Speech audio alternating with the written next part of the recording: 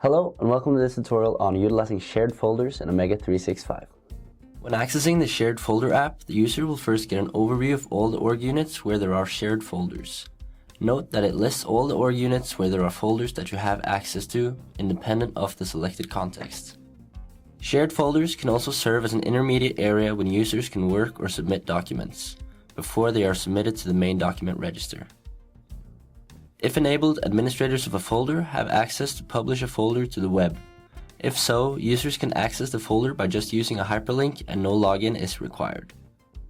The content can be made completely open by being available online or limited to only the owner of the folder. By adding people or org units, the list of all persons with access will be increased accordingly. In the app, you will see two different sections. You will see the register containing the folders, and to see the folder tree, you access it by just clicking here. In the folder tree, you can restrict it to only user context or exclude sub-org units.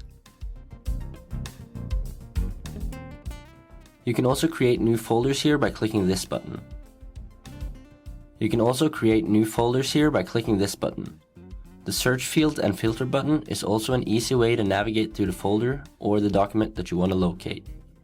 The selection will be remembered so that when next time one accesses the Share Folder app, it will be shown. For now, I will select the core plan folder and the content of it will open in the register here. If you select one of the documents, you will see the details of it on the right side section.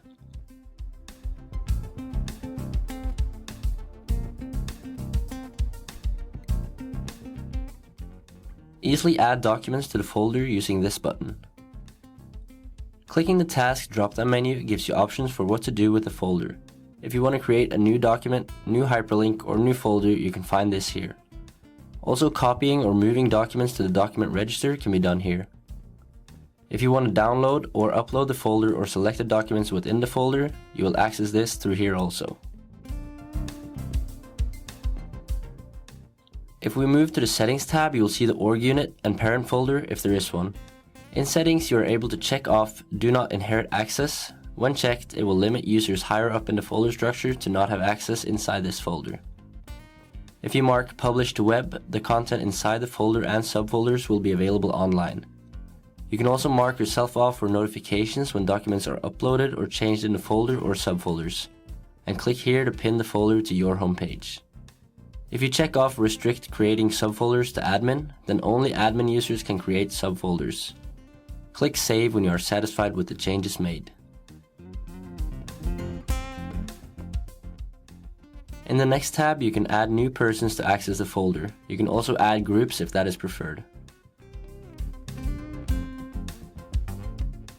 Sharing with org units gives access to whole org units. However, it can be selected whether they edit or not if it's shared with sub-org units.